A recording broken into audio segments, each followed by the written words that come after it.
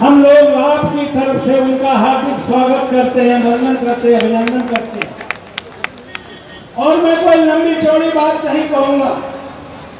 मैं ये राजनीतिक पार्टियां अकेले नहीं कर रही। आजादी के इतिहास में पहली बार सुप्रीम कोर्ट के 4 जज अपने चैम्बरों से निकलकर प्रेस मीडिया के सामने कहने को में इससे बड़ी कोई खतरे की घंटी हो नहीं सकती।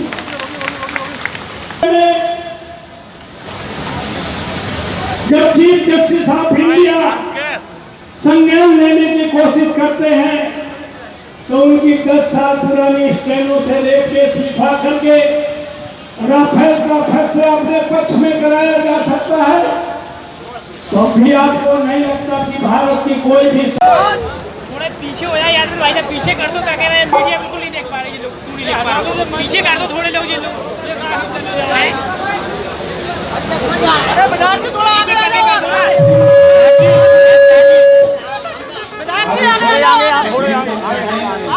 आगे बहनों को कोई असुविधा न हो, इस बात का विशेष ख्याल रखें। सभी हमारे आए हुए अतिथियों से प्रार्थना है कि बहनों को कोई परेशानी ना हो, उन्हें स्थान देते रहें। विधायक जी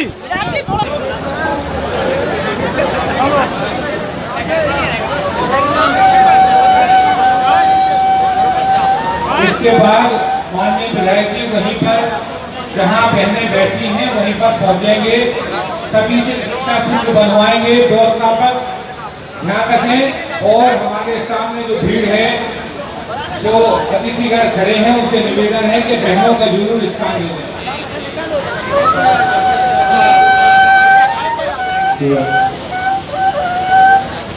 व्यवस्थापक तैयार रहे। माननीय विधायक जी जहां पर हमारी बहनें बैठी हुई हैं वहीं पर आकर रक्षा सूत्र बनवाने के लिए आ रहे हैं। अपनी पर्ची साथ में ले जाना। सभी बहनों से निवेदन है।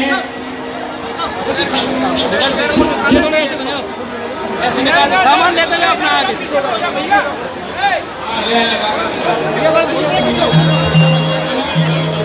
आयो राखी को पावन त्योहार, आयो राखी को पावन त्योहार, बहने भैया के द्वारे राखी को पावन त्योहार, बहने भैया के द्वारे राखी को पावन त्योहार, बहने भैया के द्वारे राखी को पावन त्योहार, बहने भैया के द्वारे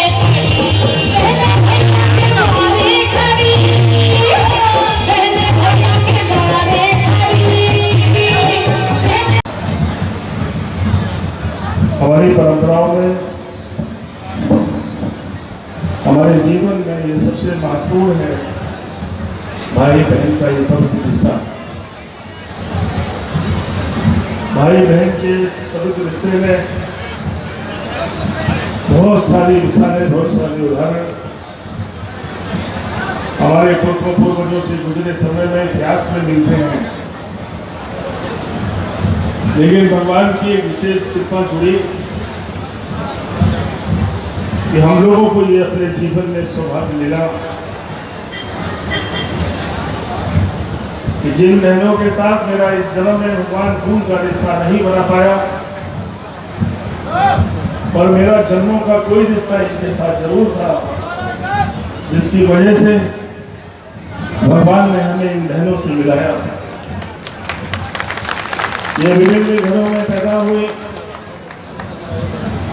ना उन्होंने कभी सोचा होगा कि मुझे भाई बनाने का सौभाग्य मुझे जीवन से जुड़ेगा, या ना मैंने सोचा था। और देखो भगवान की कैसी महिमा। और कहते हैं कि भगवान की इस महिमा में जन्मों के बाद हमारी बहनों को फिर हमसे कहते नहीं कि किसी से आपस में प्रेम अगर बनता है तो उसके पीछे सदियों पुरानी कहानियां होती हैं, सदियों पहले की कुछ वजह होती है। और मैं कहता हूँ उन्हीं वजहों से न केवल मुझे अपनी अच्छी बहनें मिली, साथ साथ बहुत सारे सहयोगी और साथी भी मिले हैं जिनकी दुआओं से हम लोग यहाँ तक पहुंचे हैं। आज भी वही समय है जब हमारी बहनें दूर दूर से चल के आई हैं। जब हम लोगों ने पहली बार 2004-05 में अपने बहनों की शादी की थी, तभी से परंपरा चालू की कि शादी करने के बाद बहन अपने ससुराल चली गई, भाई अपने घर में। और कभी कभी हमने जीवन में ये भी देखा है कि हम अपनी सभी बहनें जिनके साथ हमने जन्म भी लिया है, अपनी व्यस्तताओं के कारण अपनी बहन तक नहीं पहुंच पाते हैं। मेरी एक बहन ने मुझे एक बार एहसास भी कराया, जब हम लोग दूसरा या तीसरा रक्षाबंधन मना रहे थे, रक्षाबंधन खत्म हो गया, वो बहन मेरे पास उसके बाद आई और दहाड़े मार के रोने लगी, कहने लगी भैया आपका रक्षाबंधन का कार्ड नहीं पहुंचा, हमारे घर वाले हमारा मजाक उड़ा रहे थे। मैंने कहा बहन गलती हो गई, अब तुम्हारा भाई जब तक जिंदा रहेगा तुम्हें जरूर बुलाएगा, आप चिंता नहीं करें। उन्होंने कहा आपके कार्ड के पहुंचने से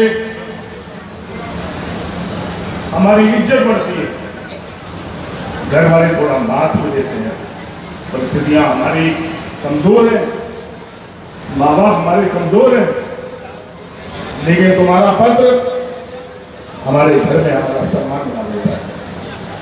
इसलिए मैंने सोचा कि जीवन के किसी मोड़ पर रहेंगे, राजनीति में रहेंगे नहीं रहेंगे, तब भी मेहनत में जब तुम्हारे साथ अपना रिश्ता बनाए रखेंगे तो मैं बुलाते रहेंगे।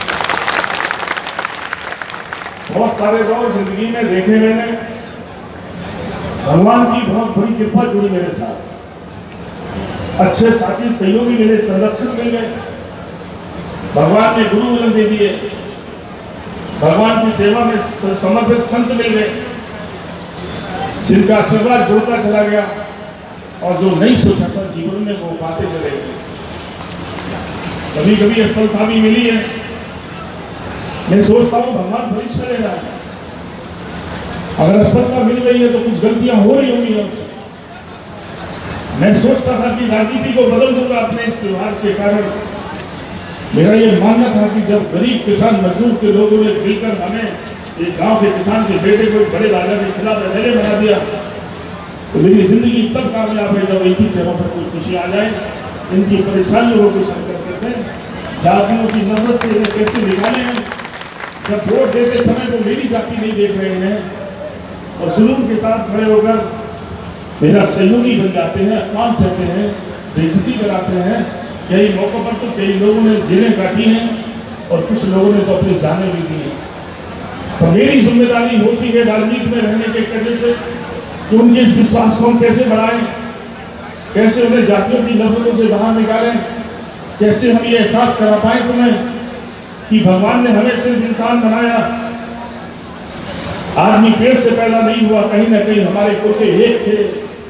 ये तो हमारी व्यवस्थाएं थी कि हमारे कुल ने हमें काम बांट दिए और कामों की वजह से जिसको अच्छा काम मिल गया वो अच्छी जाति में तब्दील हो गया और जिसको छोटा काम मिल गया उसको हम लोग छोड़ते चले गए, पीछे छोड़ता चला गया।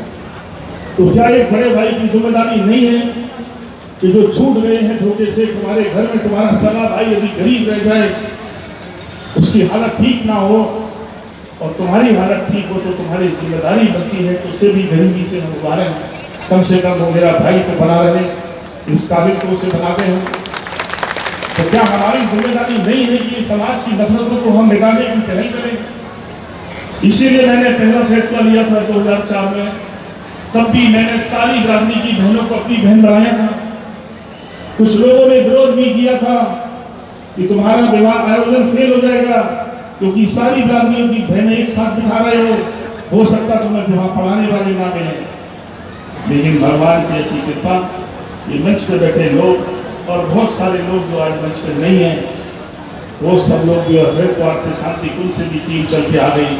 उन्होंने कहा दीपक जी आप अच्छा काम कर रहे हैं, हम सब आपके काम में सहयोगी हैं और हमने एक साथ सभी बहनों को एक मंडप में बैठा दिया उसके बाद परंपरा बन गई। धीमे धीमे हम लोग 1000 बहनों का कन्यादान हो गया भगवान की इस कृपा के वजह से। मैं कहता हूँ लोगों से कि अच्छा सोच बनाने से अच्छा हो सकता है। जब पहली बार हम शादी कर रहे हैं, मेरे हालात अच्छे नहीं थे, मैं भगवान को सच्ची मानकर कह रहा हूँ, भगवान मेरी बात सुन रहे हैं, हालात अच्छे नहीं थे। धीमे धीमे कुछ काम बढ़ा था, कुछ अपने सारे संरक्षणों की वजह से कुछ काम धंधा बढ़ गया, कुछ पैसे आ गए, हमने लगा पूरे काम हम करेंगे। तो जब देखा है मुझे होते होते कि बहुत खर्चा आ रहा है, तो मुझे याद है तिवारी जी बैंक के चेयरमैन प्रबंधक थे वो, मैंने उनसे आग्रह किया कि मेरे पास कुछ प्रॉपर्टी है, आप उस प्रॉपर्टी को गिरवी रख लो और मुझे 50 लाख रुपए का इंतजाम कर दो। मैंने बहुत बड़ा बेड़ा सर पे बांध लिया है, कहीं मैं फेल ना हो जाऊँ, मेरी बहनें निराश ना हो जाए, क्योंकि बहनों को नहीं पता कि भाई की हालत कैसी है। जिस दिन से नाम जुड़ा है उस दिन से उनके मन में एक बात तो जरूर जुड़ गया कि माँ बाप तो गरीब है पर भैया अच्छे मिल रहे हैं, इंतजाम तो अच्छा होना ही है। इसलिए मैंने उनसे 50-60 लाख रुपए रिस्क लेके और अपनी बहनों की शादी कर दी। सब लोग समझ रहे जाने क्या चमत्कार हो रहा, कोई कह रहा धन मिल गया, कोई कह रहा कुछ मिल गया, पर राम राजा साक्षी है, कोई धन नहीं मिला था, रिस्क ले ली थी और सब बहनों की शादी कर दी। लेकिन मैं उसके बाद के परिणाम भी सुनाता हूँ आपको। जब एक अच्छी सोच के साथ आप आगे बढ़ते हैं, अगले साल तो जब तक कुछ समय गुजरा, काम धंधा अपने आप ही सब कुछ बढ़ गया और दूसरी साल शादी और अच्छी हो गई, तीसरी साल और अच्छी हो गई, चौथी और अच्छी हो गई। धीमे धीमे इतनी सारी बहनें बन गई। राजनीति में हमसे बहुत लोग आगे हो सकते हैं, पर जितनी बहनें भगवान ने मुझे दी हैं इसलिए किसी नेता के पास तो नहीं है। और मैं आपके हित कर सकती थी, उसको उठाने की कोशिश की। ये हमारा सौभाग्य आज कि आज दिवाली की धरती पर राजा रामपाल जी हैं, राजा भी हैं, राम भी हैं, इनके नाम से जुड़ा है और ये लोगों के लड़ने वाले लोग भी हैं। मैं इनका हृदय से स्वागत करता हूँ और निवेदन करता हूँ कि इन्हें मंच में उठाएं। भाई बबलू जी हमारे सरदार हैं, जिला अध्यक्ष है, ये आंखों देहात है। तो जी हमारे बीच में हमारे बड़े भाई और राजनीति में मुझे आगे बढ़ाने वाले आदरणीय मैं उनका भी हृदय से स्वागत करता हूँ, अभिनंदन करता हूँ। ताली बजाकर सब लोग उनका स्वागत करिए। ये हर उस लड़ाई में मेरे साथ खड़े रहे हैं जब कोई ऐसा अवसर और मौका आया है। आदरणीय श्याम सुंदर सिंह जी हमारे बीच में हैं, ये हमारी पार्टी के वरिष्ठ नेता हैं, हमारे बड़े भाई भी हैं और आज हमारे बीच में है। इनका भी हृदय से ताली बजाकर स्वागत और अभिनंदन कीजिए। मैं इस कार्यक्रम के लिए आदरणीय अखिलेश जी के पास गया, मैंने कहा हम अपनी बहनों को बुला रहे हैं, मैं चाहता हूं इस कार्यक्रम में डिम्पल जी जाएं। तो हमारी सांसद है, लोग उन्हें देखना चाहते हैं और मुझे याद है उनकी एक पुरानी बात कि जब हम लोग निवाड़ी में कार्यक्रम कर रहे थे, अपनी बहनों की शादी का इंतजाम कर रहे थे, अखिलेश जी मुख्यमंत्री थे, हम उनके पास गए, हमने कहा कि आपको निवाड़ी के कार्यक्रम में हमारे आना है और हमने कहा कि शादी में अकेले नहीं जाया जाता, पति पत्नी साथ जाते हैं, आप डिम्पल जी को भी साथ लेके चलिए। तो उन्होंने कहा कि डिम्पल जी से आप बात करिए। तो मैंने कहा मेरी बात कराइए, मैं रिक्वेस्ट करता हूँ उनसे। तो उन्होंने डिम्पल जी को बुलाया, हमने कहा कि भाभी जी आपको चलना है और आपको भगवान जीवन में बहुत सौभाग्य देगा, बहुत बड़े लोगों के शादियों में आपको लोग बुलाते हैं, लेकिन हम एक ऐसा आयोजन कर रहे हैं, भगवान ने हमारी उन बहनों से हमें जाने के जन्म से दोबारा दिलाया है और उनकी शादी का इंतजाम हम कर रहे हैं, आपको चलना है। तो उन्होंने एक बार में कह दिया, ये जाए ना जाए पर हम जरूर चलेंगे, तुम इंतजाम करो। ऐसे ही मैंने सोचा था कि मैं इनसे कहूँगा तो मेरी मुलाकात होगी और मैं कहूँगा कि आपको चलना है रक्षाबंधन के कार्यक्रम में, लेकिन हमारे समय का ऐसा संयोग है कि वो बाहर है, उनका कार्यक्रम बाहर था, इसलिए वो नहीं आ पाए। उन्होंने कहा कि अगली बार आप करेंगे तो जरूर हम चलेंगे और जरूर उनको भेजेंगे। ये कमिटमेंट उन्होंने किया कि मैं दोषी हूँ तब भी मेरा चुनाव छोड़ने का चला जाऊँगा अपना। ये सब मुझे डिमोराइज करना चाहते थे, मुझे परेशान करके सारी कार्रवाइयाँ कराकर मुझे बेईमान घोषित करना चाहते थे। 5-5, 6-6 एजेंसियां जांच कर रही हैं। मैंने कहा था कि भले ही उत्तर प्रदेश के मुख्यमंत्री भारतीय जनता पार्टी के लीडर हैं वो, लेकिन मुख्यमंत्री तो प्रदेश की जनता के हैं।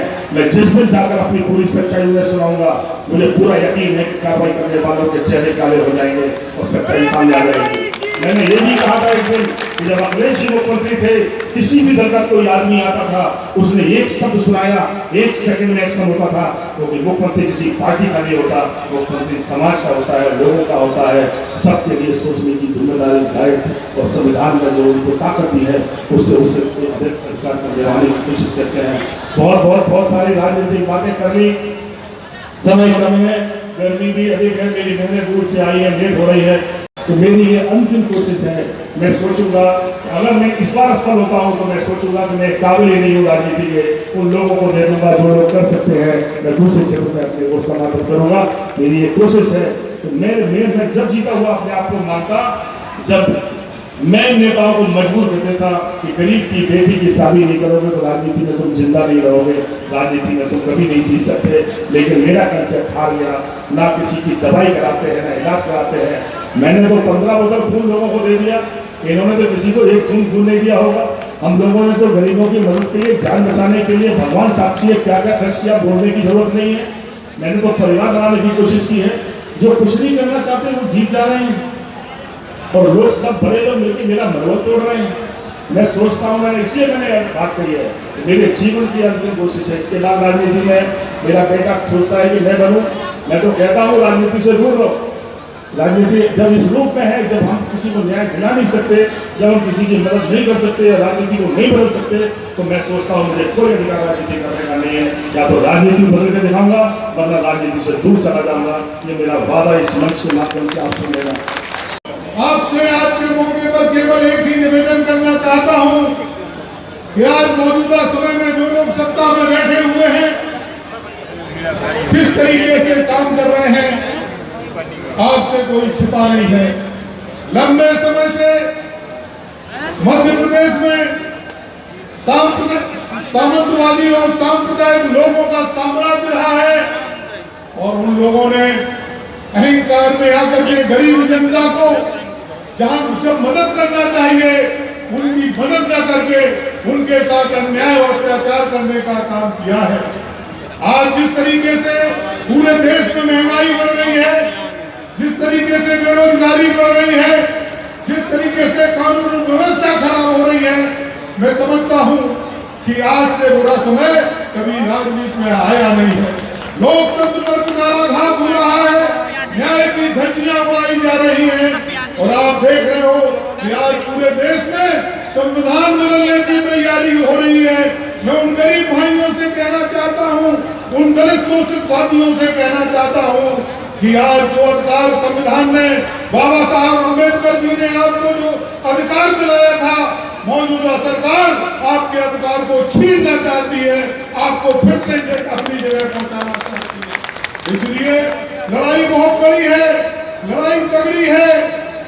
हम आपसे कहना चाहते हैं, इस लड़ाई में हमारी समाजवादी पार्टी की ओर से मीरा जी को प्रत्याशी बनाया गया है और वो रेवाड़ी से चुनाव के मैदान में रहेंगी। हम आपको निवेदन करना चाहते हैं कि किसी तरीके से पूरी ताकत लगा करके तमाम बातें आएंगी आपके सामने, लोग गुमराह करने का प्रयास करेंगे। किस तरीके से अन्याय अत्याचार हो रहा है आपसे छिपा नहीं है।